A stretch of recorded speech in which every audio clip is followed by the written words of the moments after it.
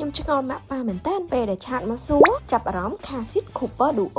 តម្លៃ$199ប៉ុន្តែដល់ពេលមកមើលផ្ទាល់មិនបាននាំគ្នាស្រឡាញ់តែ Cooper Amore វិញអញ្ចឹង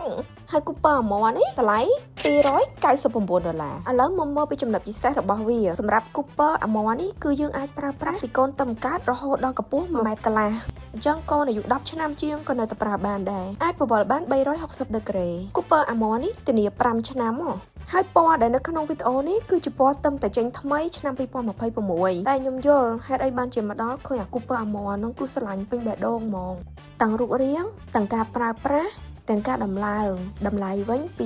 $299មែនធានា5ឆ្នាំអីដែលសំខាន់ហ្នឹងគឺស្តង់ដារ